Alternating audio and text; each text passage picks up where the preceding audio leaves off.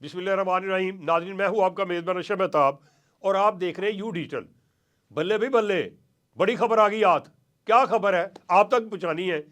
वो ये है कि हमारे मुल्क के फन्ने खां वज़ीर, जो वफाकी भी हैं सूबाई भी हैं, वो कानून शिकन निकले हैं। इनके साथ जो कौमी और सूबाई असम्बलियों के 159 अरकान हैं, वो भी इन्हीं के पीछे चल रहे हैं, यानी कि कानून की पासदारी नहीं कर रहे थे। तो क्या हुआ कि उनकी रुकनीत मुअत्तल कर दी गई है। हैरान तो हुए होंगे आप कि रुकनीत मुअत्तल कैसे हो गई। हाँ भाई, हो सकती है। एक कानून है इलेक्शन कमीशन का, जिसके तहत आपको हर साल अपनी दौलत के गोशवारे इलेक्शन कमीशन के यहाँ जमा करवाने होते हैं। बताना होता है कि आपकी दौलत में इजाफा हुआ या कमी हुई। वो नहीं जमा करवाए। हर साल जो होता है इसी तरह होते हैं सैकड़ों दर्जनों जो इस तरह कौमी असम्बली के अरकान हैं, सूबाई असम्बलियों के अरकान हैं, वो इसी वजह से मुअत्तल होते हैं। फिर बाद में वो जमा करवाते हैं और उसके बाद उनकी रुकनीत जो है बहाल की जाती है। आप इनमें नाम जरा सुने। बड़े बड़े शराफिया, बड़े बड़े जो दर्स देते हैं आपको, मुख्तलिफ टीवी चैनल पे बैठे हुए नज़र आते हैं और वो आपको बिल्कुल एक आलम की तरह से बताते हुए नज़र आते हैं कि कानून की पासदारी ज़रूरी है। ये जो छोटे छोटे मोटरसाइकिल सवार हैं, इनके ऊपर जुर्माने, बड़े भारी भारी जुर्माने करने के कानून पास करने वाले भी इसमें शामिल हैं। अब कैसे हैं मैं बता रहा हूँ, उनके नाम क्या हैं। वफाकी वज़ीर हैं मुसद्दक मलिक साहब।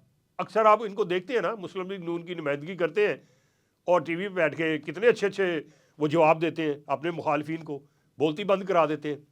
इसके बाद वज़ीर तलीम है, तलक इनका है सिंध से, खालिद मकबूल सिद्दीकी साहब, वो भी शामिल है। सिंध के लेबर वज़ीर, यानी जो ये मज़दूरों के वज़ीर होते हैं, मेहनत मजदूरी जो है दारा जो होता है उसके, सईद गनी साहब। अक्सर आपने देखा है उनको टीवी के ऊपर जब आते हैं या वैसे प्रेस कॉन्फ्रेंस करते हैं तो अपनी जमात की बड़ी अच्छी तर्जमानी करते हैं, करनी भी चाहिए, वो भी शामिल है। इसके बाद सिंध के ही महकमा एक्साइज एंड टैक्सेस, जो मैंने आपको कहा था कि जो मोटरसाइकिलें हैं, जो गाड़ियाँ हैं, उन पे जो भारी भारी जुर्माने लगाए जाते हैं, उनके कानून वो असम्बलियों में पास करवा लेते हैं, वो शामिल है। ये वज़ीर हैं मुकेश कुमार चावला। क्या नाम है इनका? मुकेश कुमार चावला। ये सर फहरिस्त है। इसके बाद आ जाए हमारे जो साबक दो वज़ीर आला है, एक का तलक सिंध से है, एक का बलूचिस्तान से। बलूचिस्तान के अख्तर मैंगल साहब हैं। और इसके बाद सिंध के क्या, वो पाकिस्तान के सबसे ज़्यादा जीरक और बुजुर्ग सियासतदान है कायम अली शाह, वो भी शामिल है।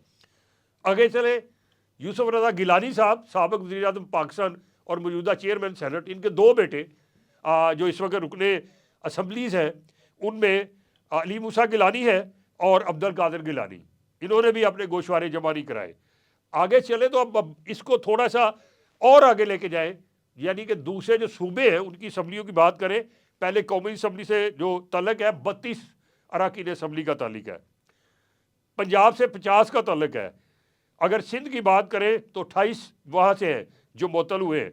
इसके बाद KPK की बात करें तो वो 28 है, सिंध से 33 है। यानी कौमी असम्बली के 32, पंजाब के 50 और सिंध के 33 और 28 का तल्लुक KPK से है।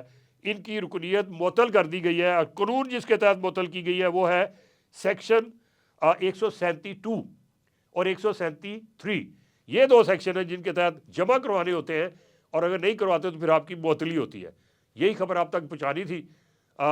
इस इन्हीं अल्फाज के साथ अपने मेज़बान अशरफ मेहताब को इजाज़त दीजिएगा। अल्लाह हम सब का हामी नासर हो। अल्लाह हाफिज़।